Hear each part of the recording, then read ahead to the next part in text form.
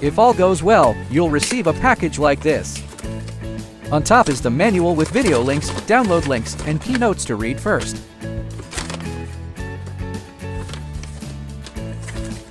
Inside are all parts except the 3D printed pieces, and everything is labeled. Some items include spares. It's normal if a few parts remain after assembly. Scan the QR code to open the download link for the print files. It's recommended to print after you receive the kit.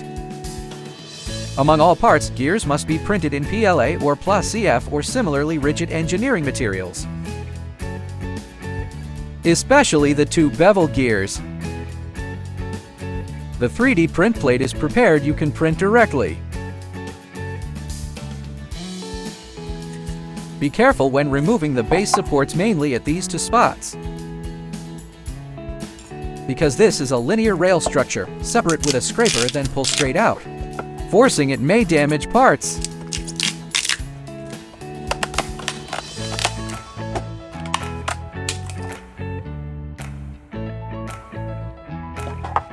Remove other supports as usual.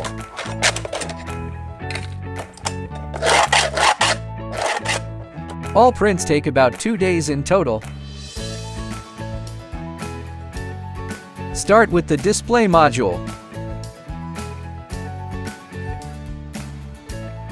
Mind the orientation. The 4-pin header should face the cutout. Install the mounting screws. Insert the 4-pin ribbon.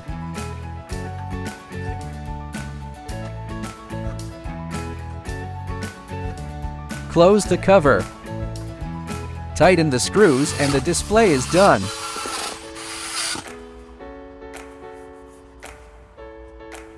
Install the wire brake detection module.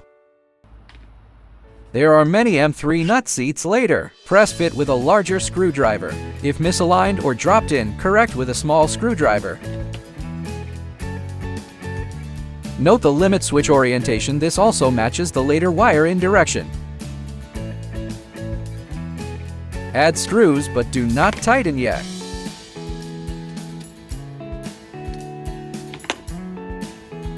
Install the ceramic eyelet first, then tighten.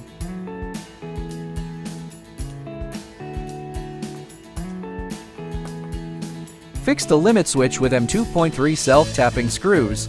All limit switches that follow use the same screws.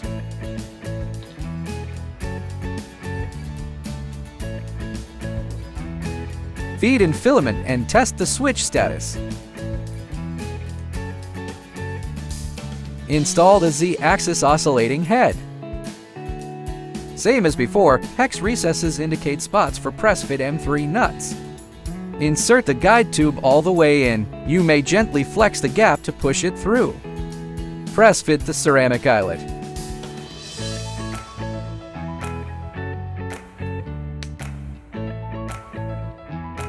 Tighten the screws to secure.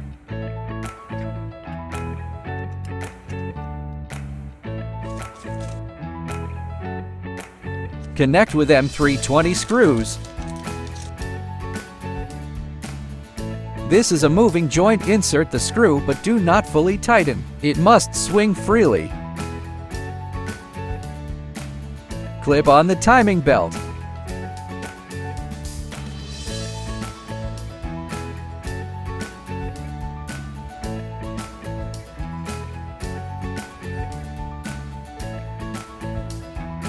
Secure with M2, 310 self-tapping screws.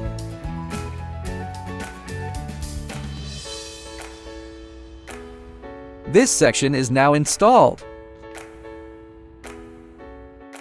Next, install the Z-axis module.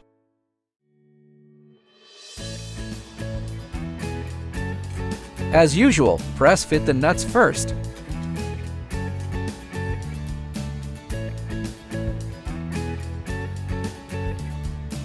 Fit the timing belt pulley.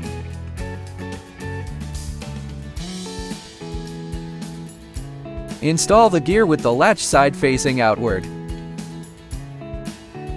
Place the pre-assembled part on top.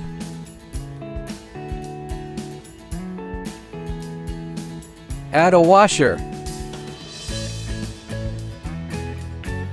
Before closing, route the limit switch cable into place. You cannot access it after closing.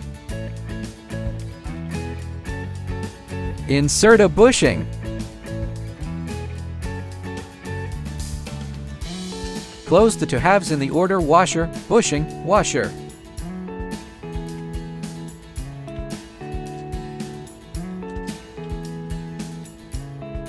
Secure the Z-axis module front and back.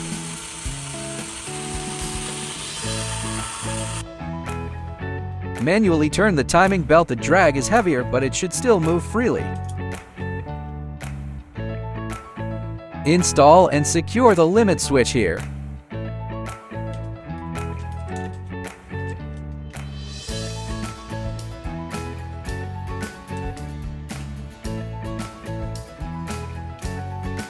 Mount the stepper motor, insert it and fasten with screws.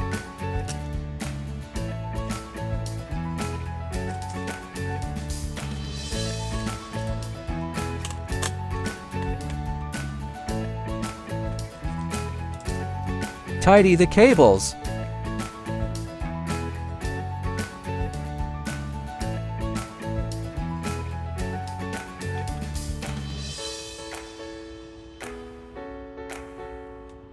The Z-axis module is complete.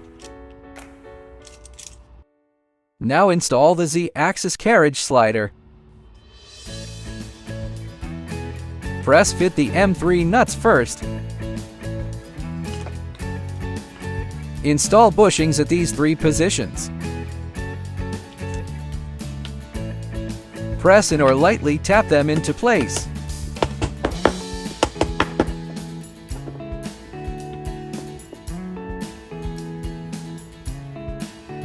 Fix the lead screw nut with M3 screws.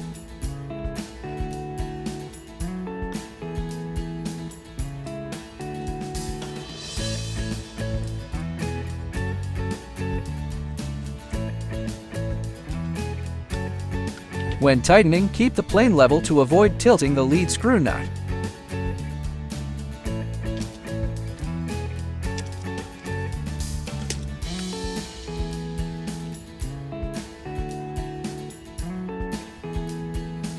Connect the Z-axis module and carriage with M320 screws.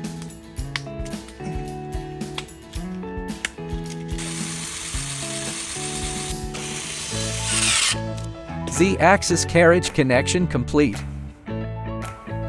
Assemble the sliding swing arms.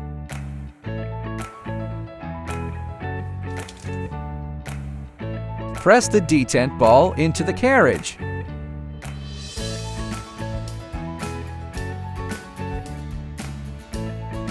Place the retaining ring circlip in the center.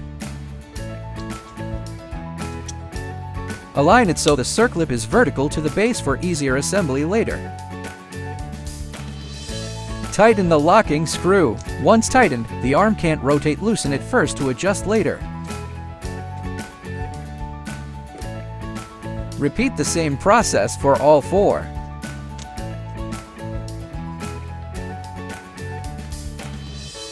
Install the payoff damper. Insert the screw. Press in at this angle.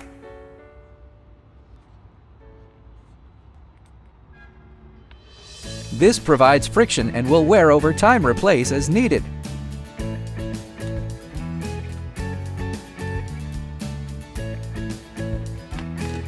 Install a bushing on the winding spindle.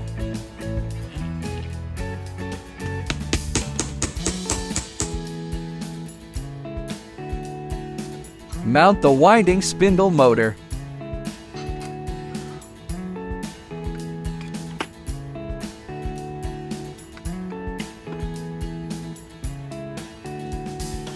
Align with the reference and fix the swing arms. Find the connector. Tap in the square rod, keeping the arm and base aligned as shown.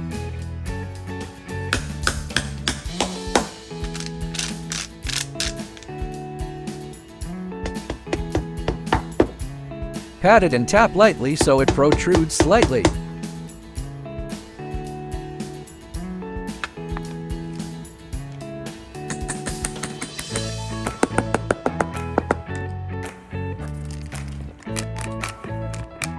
Tap in the other two in sequence. Take the springs and start assembling the sliding arms. Seat the springs in the two raised pockets.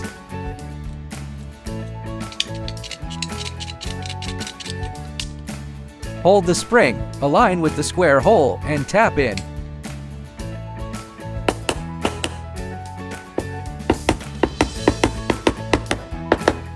Loosen the screws slightly. Press the spring to rotate the arm. Tap the last one into place. Assembly completed for this section. Now install the X-axis. Mount the control panel first. Two illuminated buttons. S or B is the blue button, R is the red button. Blue on the left, red on the right.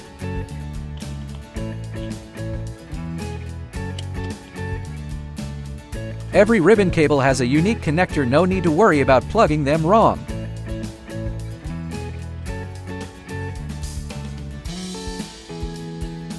X-axis linear rail. Embed nuts inside the gear.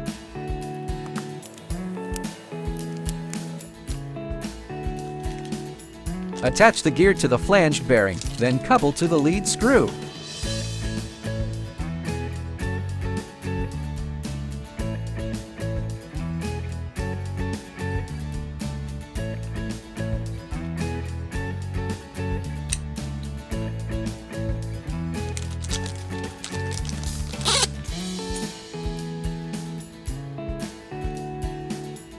When installing the lead screw, tighten both sides evenly, don't fully tighten one side first.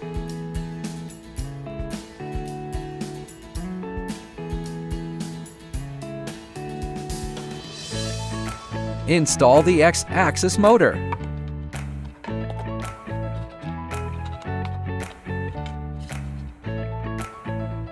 Fasten the motor with M310 screws.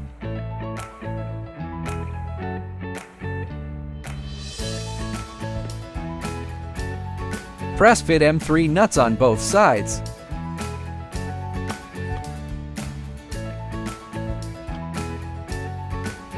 Note, this is the only nut with a different insert angle flush with the surface after insertion, no bulge.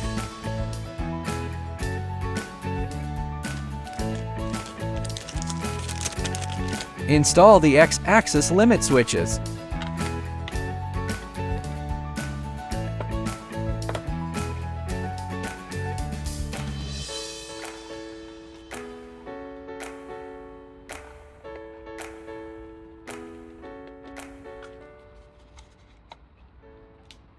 Install the linear shaft. Insert the Z-axis module directly onto the linear shaft.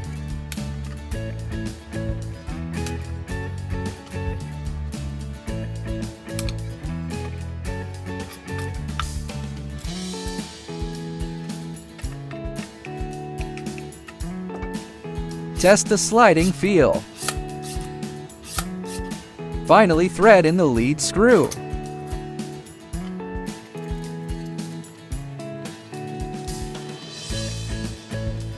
Align the gear with the motor shaft and press in together. Gently twist the gear to test the drive. Arrange the control panel ribbons. Press along the rail to seat it, avoid pinching the ribbons. Install the rear gear cover plate. Use M320 screws here.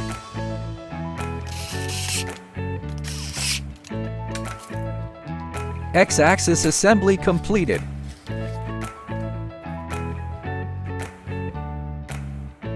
Proceed to final assembly.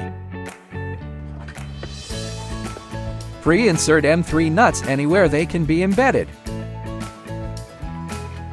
If misaligned, correct with a small screwdriver.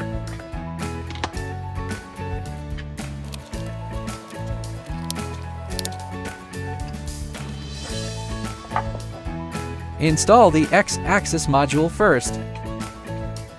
These are the feed-through holes for the front control panel and limit switches.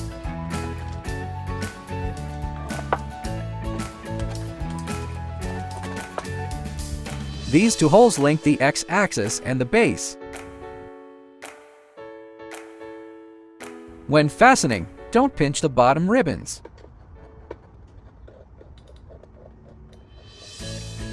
Mount the swing arms to the base. Same as before, insert the springs.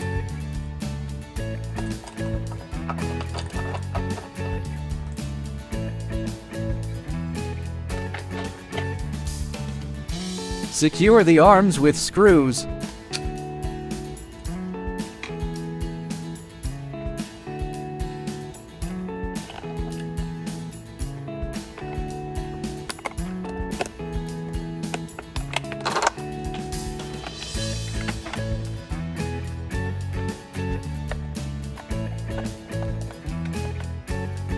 Install the bevel gear.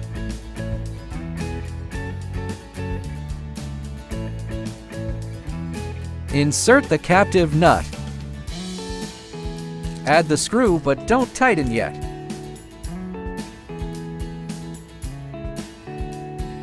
Seat it on the motor shaft. Tighten to secure. Start installing the winding spindle.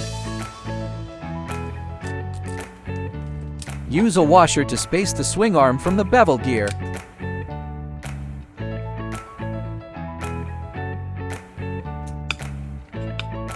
Keep the D shaft flush with the bevel gear.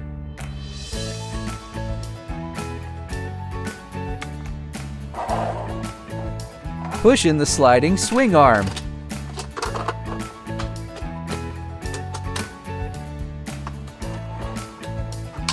These are the feed-throughs for the Z-axis stepper and limit switch.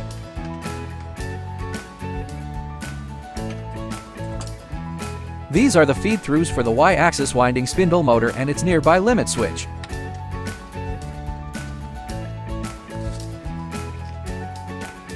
Winding spindle encoder motor port.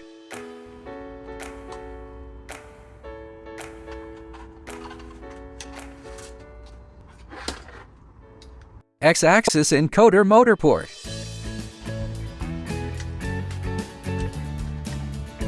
Organize the front cables. Install the cable cover. Install the wire brake detector. Choose the longer white zip tie. Just engage the tie for now. You can tighten it gradually later. This is the feed-through for wire brake detection. Just engage the tie for now. You can tighten it gradually later. Mind the limit switch orientation, don't install it backwards. Secure the wire brake module.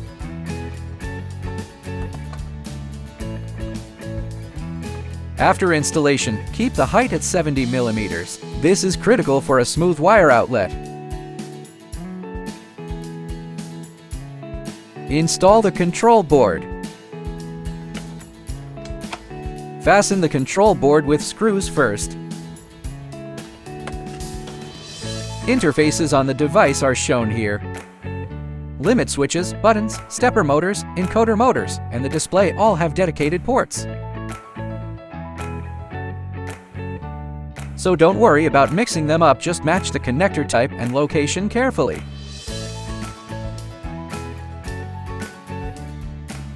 The boxed area shows the limit switch cable outlets connect to the labeled headers.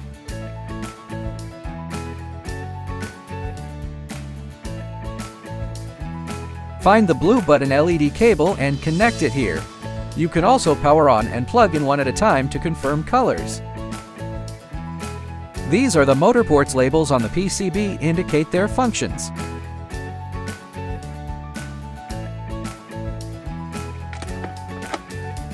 Finally, connect the display. Flip it around and check power on status.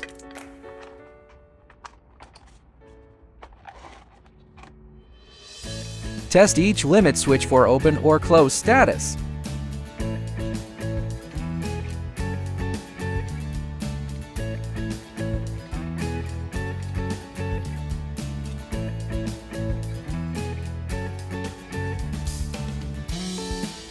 Run the initial calibration on first boot.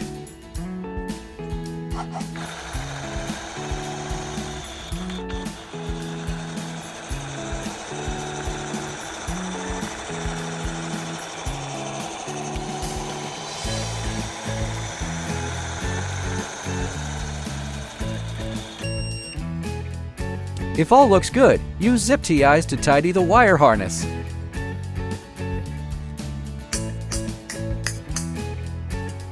Secure the bottom cover with M310 self-tapping screws.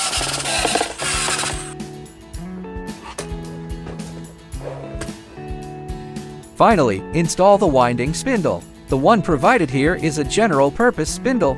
If your spool is special, feel free to customize the design. Insert nuts wherever there are nut seats.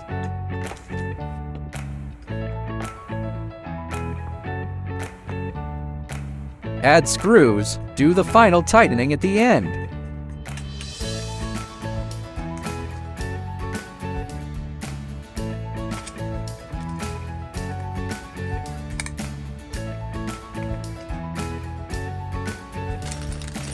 Choose 60mm or 80mm screws based on the spool clamping width you need. Usage demo. Keep the nut side facing inward.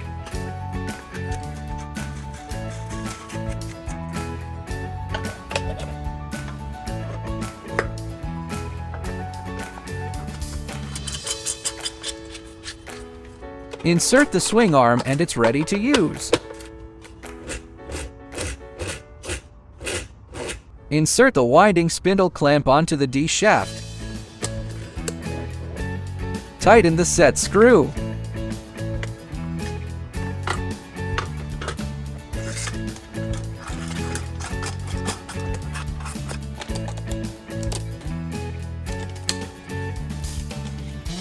Before regular use, let the gears run in for a while.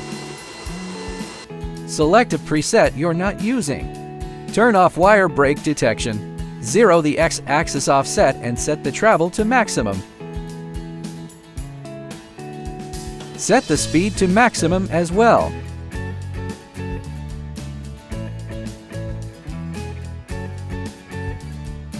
Start the brake-in. Initially, it will run slower, about 140 revolutions per minute. After about 2,000 turns, clearances and gear meshing improve and the speed approaches 180 revolutions per minute. That's it, the assembly is complete. If you have questions, feel free to contact me anytime.